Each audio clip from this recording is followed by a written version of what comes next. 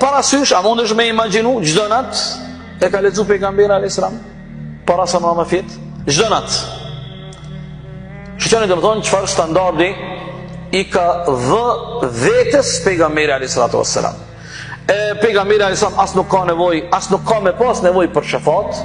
Pejgamberi alayhis salam nuk e ka asnjëherë të diskutueshme hyrjen e tij në xhenet e madje në xhenetin më të lartë. Madje ajo është ai i cili do të na bën shafat.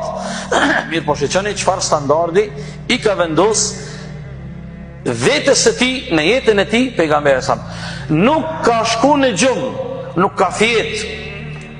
Tash nëse ju intereson në mënyrë të drejt për drejt, a ka lexuar pejgamberi alayhis salam kur ka shku në dhomën e gjumit? Kjo dhoma e gjumit është term që ekziston në kohën tonë. Pejgamberi, shtëpia e pejgamberit alayhis salam ka qenë e tëra një dhomë. Shtëpia e pejgamberit alayhis salam ka qenë e tëra një dhomë. Çajo kon salloni i tij, dhoma e gjumit, kuzhina krejt. Më rëndësishme është se pejgamberit kur i ka ardhur koha e gjumit, e tani këto detaje nuk janë më rëndësi, a kur ka shku në dhomën e gjumit, a kur është shtrin në shtrat, po nuk ka hyrë në gjumë pejgamberi natën, po i lexu këto 30 ajetet e surës Mulk.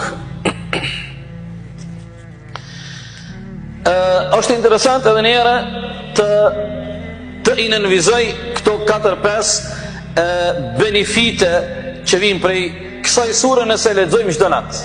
Tha pejgamberi alayhis salam është, prandaj edhe sahabët i kanë vu kësaj emra të ndryshëm duke u bazuar në hadithe. Në Kur'an kjo sure ka emrin surja Mulk. Në rregull është. Po kjo sure e gjejmë në hadithe të vërteta, ka edhe emra të tjera sinonime. El-Munjia, ajo që të shpëton prej dënimit të varrit, një emër. Ajo të cilat të shpëton prej dënimit të varrit.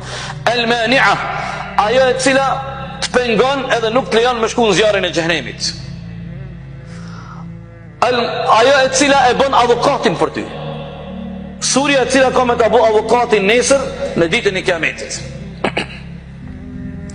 Prandaj nënvizojeni këto specifika që na shërbejnë që ne të motivohemi. Edhe njerët po du më këthy të që ka tha pejgamberi, shafa'at li sahibiha. Kush i lexon këto 30 ajete, kjo sure do të bën, do të kërkon ndërmjetësim për shoqin e saj. Për shoqin e saj. Prandaj mos e privo veten që ti mos me qenë miku i kësaj sure, çdo natë ti do të jesh në shoqëri çdo natë me këtë sure, me ajetet e kësaj sure, me qëllim që nesër ky do të jetë miku yt edhe do të jetë shoku yt në ditën e Kiametit. Të nderuar vëllezër, ju i dini peripetit dhe llahtarit e ditës së Kiametit, subhanallahu.